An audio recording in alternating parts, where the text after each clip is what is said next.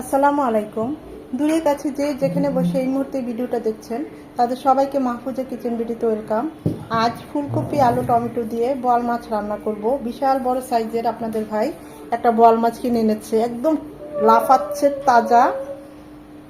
তো সেই মাছটি আজকে রান্না করব অল্প তেলে অল্প মশলায়। দেখুন কতটা লোভনীয় হয়েছে, দেখতে যতটা হয়েছে খেতে কিন্তু অনেক বেশি মজা হয়েছে।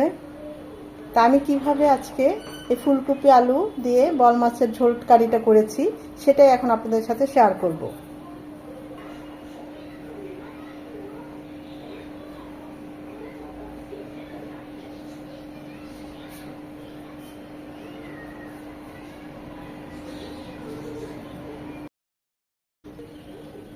মস্ত বড় একটা বোয়াল মাছ এনেছি, একদম লাফাচ্ছিল।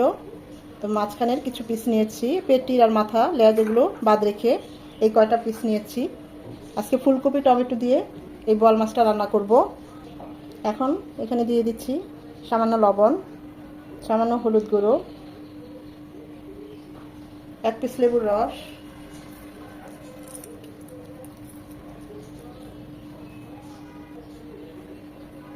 সব কিছু দিয়ে এখন একটু মাখিয়ে নেব।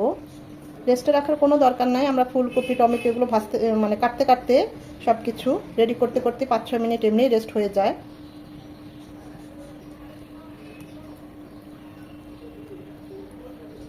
খুবই সফট এবং খুবই টেস্টি এই বোয়াল মাছ। ওর বাবার, আমার আম্মার, এদের খুবই পছন্দ এই বোয়াল মাছটা। বাচ্চারা তো পছন্দই করে কারণ কাটা কম।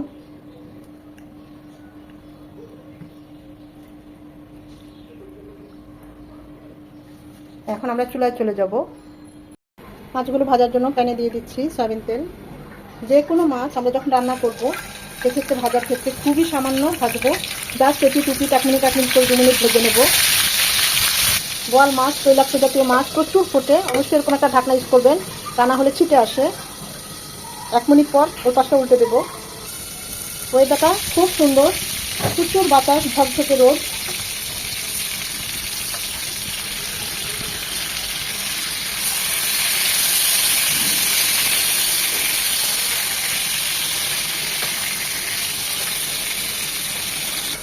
আপনাদের দেখাচ্ছে কত চকচকে ঝকঝকে রৌদ্রটা। এই রৌদ্র জল দিনটা খুবই ভালো লাগে, এতে গরম কম কিন্তু চকচকে রোদ। মাছ কড়া করে ভাজলে হার্ড হয়ে যায়, রান্না করলে পরে টেস্টটা আসে না, সফট আর জুসিটা থাকে না। ঠিক এইরকম হালকা করে ভেজে নিতে হবে।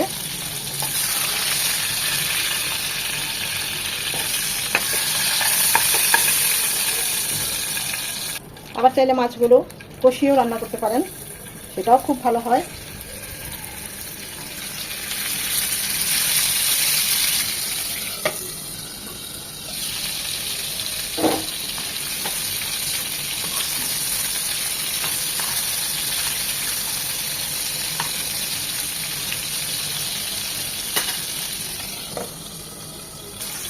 আঁশযুক্ত মাছের চেয়ে এই আঁশবিহীন মাছগুলো কিন্তু খেতে সবচেয়ে বেশি সুস্বাদু। এটা হয়তো অনেকেই জানেন না, আবার অনেকেই জানেন। যেমন এই আইড় মাছ, বোয়াল মাছ, মাগুর মাছ, শিং মাছ, এগুলোর টেস্ট একদম আলাদা আঁশযুক্ত মাছের চেয়ে।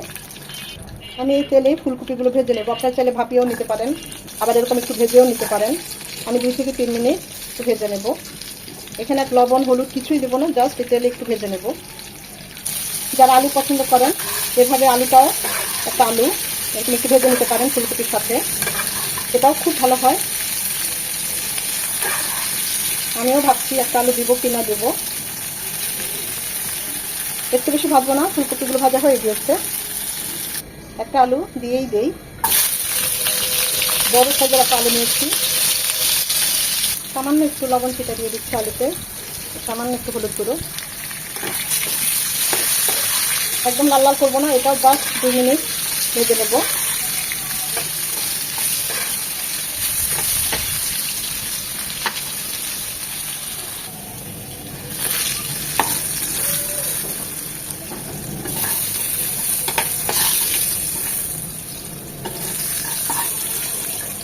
আর যারা আলু পছন্দ করেন না তাদের আলু দেওয়ার কোনো দরকার নেই।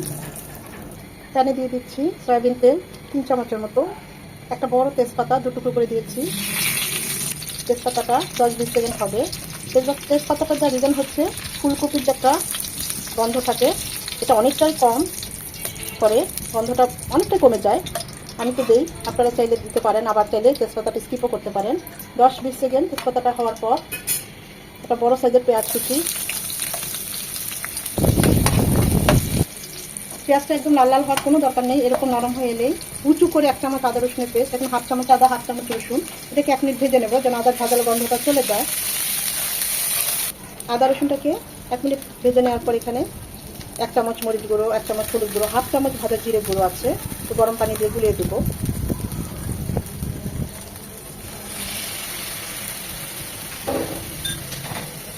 গুঁড়ো মশলা পানি দিয়ে গুলিয়ে দিলে বাটা মশলার ফ্লেভার টেস্ট ফুটে আসে।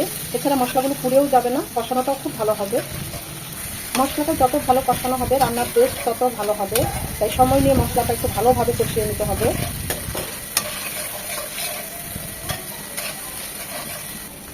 মশলা কষানো হয়ে গেলে আমরা যে ফুলকপি আর আলুটা ভেজে রেখেছি সেটা দিয়ে দিলাম। মশলার সাথে খুব ভালোভাবে মিশিয়ে নেব। ভালোভাবে মিশিয়ে নিয়ে আলু আর ফুলকপির সাথে টমেটোটা দিয়ে দিয়েছি, যেন টমেটোর কাঁচা ভাবটা চলে যায়, মশলার সাথে আলু আর ফুলকপির সাথে কষিয়ে নেওয়া যায়, এতে টমেটোর কাঁচা ভাবটাও চলে যাবে। একটু পর নেড়ে দিতে হবে, তা নাহলে কিন্তু লেগে যাবে।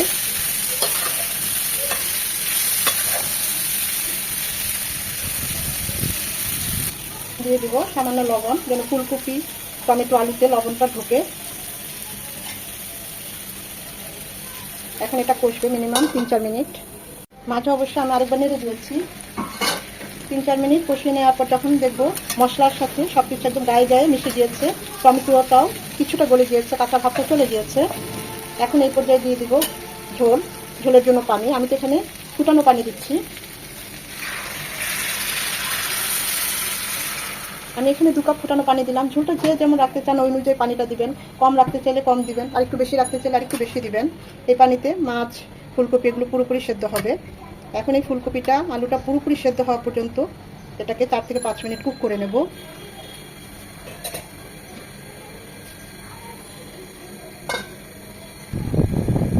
অবশ্যই আমি আরেকবার নেড়ে দিয়েছি। আমাদের 90% সেদ্ধ হয়ে গিয়েছে আলু, তারপরে ফুলকপি, কারণ আমরা মাছটা দিলে তখন আর ফুলকপি এগুলো নাড়তে পারবো না।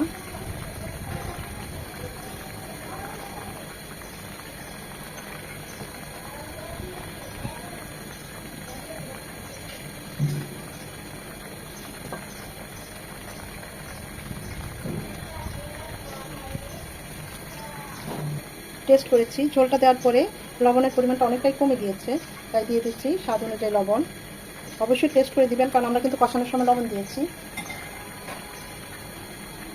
দিয়ে দিব 4-5টা কাঁচামরিচ, মাথাটা অবশ্যই ভেঙে দিবেন, এতে করে ফ্লেভারটা বের হয়ে আসবে, ঝাল হবে না।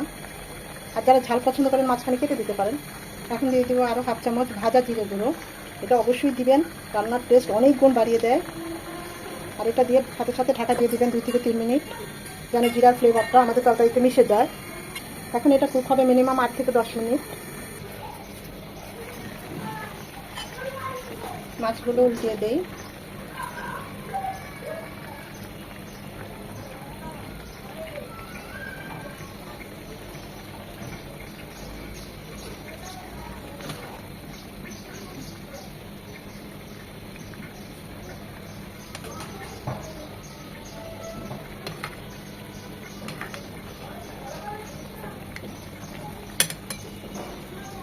এই পর্যায়ে লবণ ঝাল সব কিছু টেস্ট করে নিতে পারেন।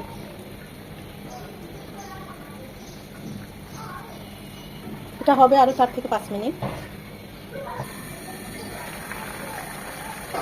মাশাআল্লাহ, অনেক সুন্দর একটা সুঘ্রাণ চলে এসেছে, মনে হচ্ছে একেবারে নদীর বোয়াল মাছ রান্না করছি, এরকম একটা ফ্লেভার চলে এসেছে। আমি তো আর ঝোলটা টানাবো না, এই ঝোল মাখাটাই রাখবো।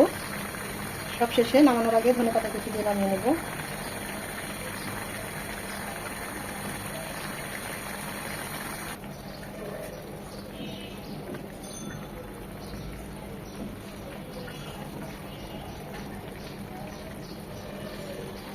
ফুলকপি আলু দিয়ে আমাদের বল মাছ রান্না তো অলমোস্ট ডান।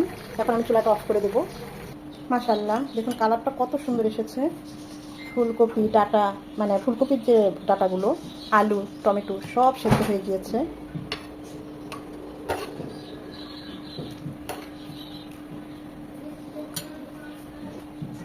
ফুলকপির সাথে সিমটাও দিতে পারেন, আলুটা না দিয়ে, আবার সিম আলু দুটোই দিতে পারেন, সেটাও অসম্ভব ভালো হয়। বোয়াল মাছ যেটা দিয়ে রান্না করি সেটা দিয়ে খুব ভালো হয়। দু পেঁয়াজা, ভুনা, যেভাবেই রান্না করি, টমেটো দিয়ে ঝোল, আবার এভাবে ফুলকপি সবজি দিয়ে রান্না করলেও খুব ভালো যায়। মাছটা এত সফট, মুখে দিলে একদম গলে যাবে।